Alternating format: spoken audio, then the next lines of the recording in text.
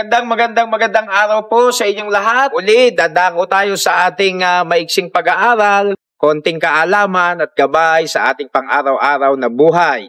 Pero bago po ang lahat, nakikiusap po ako na baka pwede namang paki-share, paki-like, paki-follow, at paki-subscribe na rin dito sa ating APK every 8 a.m. Ano po? At nawa sa lahat ng mga sumusuporta sa atin ay kaisa ko kayo sa bagay na yan. Ang ating po pag-uusapan sa sandaling ito ay pinamagatang We Are Saved to Serve. We are saved to serve. Gagamitin ko po yung Exodus chapter 4 verse 23 na kung saan nais ng Diyos mapalaya ang kanyang mga anak, ang mga Israelita, mapalaya sa kamay ng mga taga-Ehipto upang siya raw ay mapaglingkuran. Makikita nyo po yan sa Exodus 4:23. Tingnan nyo po, aking sisilipin. Exodus 4:23, nakalagay, pahintulutan mong ang aking anak ay yumaon upang siya'y makapaglingkod sa akin.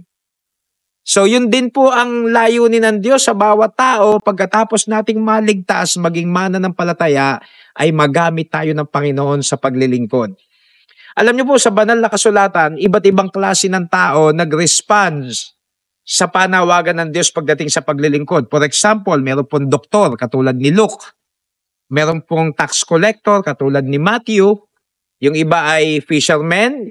Merong member of council, may leader of the band, may businesswoman, may soldier, may warrior, may pastol. Iba't ibang katatayuan nila sa buhay pero sila ay nag-respond sa panawagan ng Diyos na maglingkod.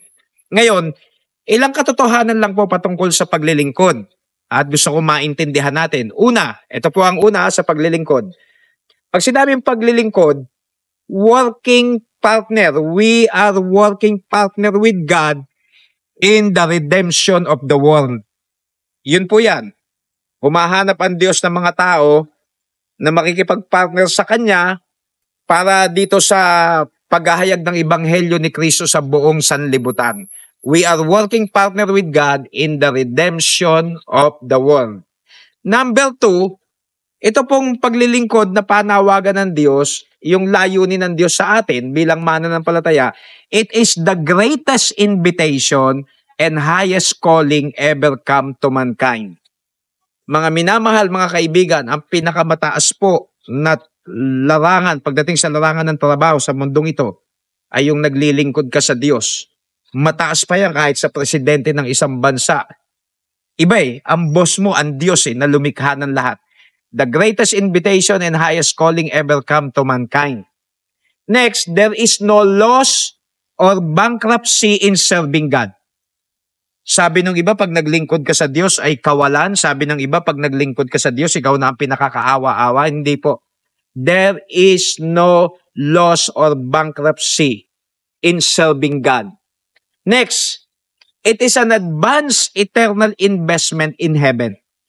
Naglilingkod ka sa lupa, iniipon mo na kayamanan mo sa kalangitan.